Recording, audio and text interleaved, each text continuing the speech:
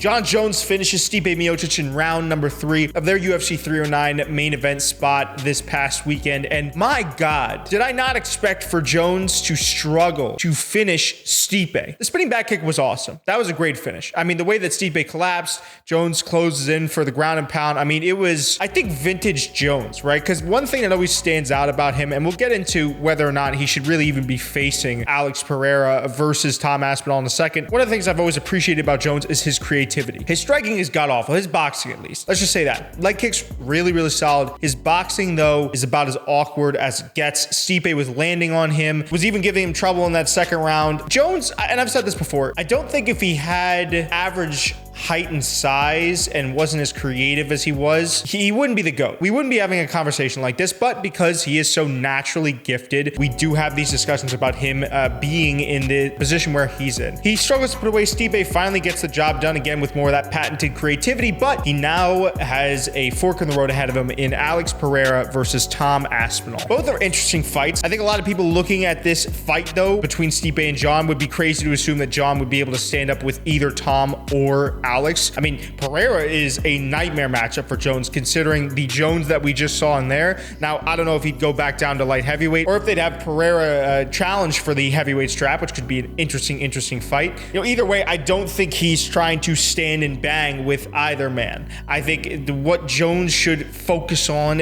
whether it be either of these fights, is taking the fight to the ground, using his creativity, those oblique kicks. I mean, that sweep that he set up off of his oblique kick early in the fight was probably one of the cleanest things I've ever seen. But that's what Jon is good at. Now, if you ask me what I think is just and right, which again doesn't always, and I've made videos about this in the past, doesn't always sell tickets in the fight business, you give the shot to Tom Aspinall, right? Tom Aspinall is not as big of a name, and so the UFC is not getting behind him on this, but everyone seems to love him. You have the much bigger name, though, in Alex Pereira, which I think the UFC would be much more apt to go with in this circumstance. I don't hate either fight. I don't really have a strong opinion either way. I do think that it's pretty nonsensical that Jones wouldn't just fight Tom Aspinall if he's so concerned with legacy. Pereira's a nice legacy fight. In fact, maybe a better legacy fight now that I'm thinking about it than Tom Aspinall would be. I think the main issue that a lot of people have with this is that, yeah, Tom's not getting the shot that he deserves. And I believe that to be true. I mean, you think about it, he's sitting there, interim champ. Every law in combat sports dictates the fact that there should be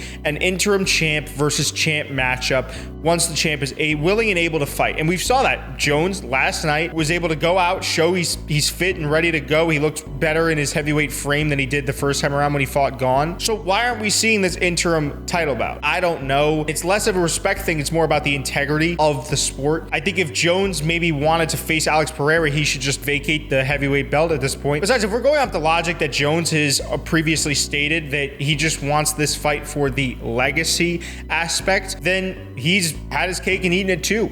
Why should he now hold on to the heavyweight belt when we don't know if he's going to be defending it? And is he really going to defend it against guys like Sergey Pavlovich and Volkov? No, he's not going to do that. He's looking for, in his own words, fun fights and big fights. Alex Pereira is the big fight right now at light heavyweight. So why doesn't Jones just relinquish the belt? Probably, again, it's something where there's bargaining chips, logistics that I'm not thinking about right now because I'm running off of 2 hours of sleep. But yeah, to me, it actually makes more sense the more I think about it for him to just vacate the heavyweight title, fight Alex Pereira for the light heavyweight strap. Jones has been known to be a light heavyweight GOAT, if not a GOAT of the sport. It would kind of be like a homecoming for Jones. And to me, that makes way more sense. I don't think it's as dangerous as a matchup ground-wise as Tom Aspinall would be, but it's a high-profile fight. Alex Pereira certainly stands a chance, if the fight is standing, of absolutely sending Jones to the shadow realm. And I think there's enough juice there for sure that you could justify that fight. Again, we're in the fight business, so it's not about what's right and what's moral and you know what the fighters deserve. And I've tried very hard with a couple of videos to, a lot of people's just made to get my viewpoint on this across. We're in the business of selling fights. We're not in the business of making what's best for each of the fighters. That plays a role for sure, but Dana's looking at also what makes a lot of money, and I think that Alex Pereira fight is mucho cash. I'd be jazzed up about that fight. I'd be jazzed up to see Jon Jones versus Tom Aspinall just the same, but Alex Pereira, in the short time that he's been in the sport with the resume that he's already built, there is definitely an argument, especially with the mental gymnastics that Jon Jones has been making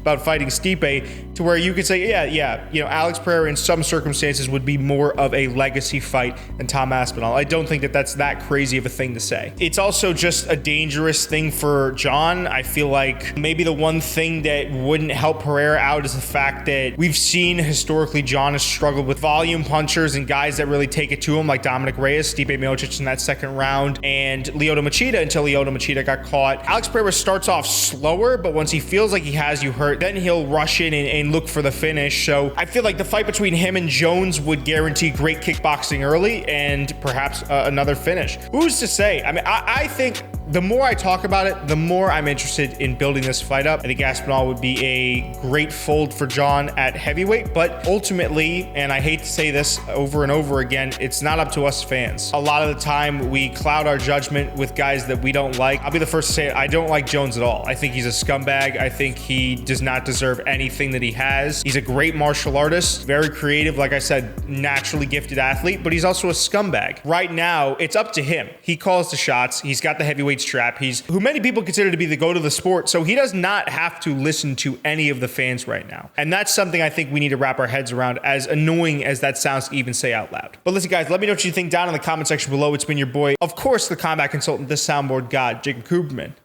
I'll see you in the next one. Deuces.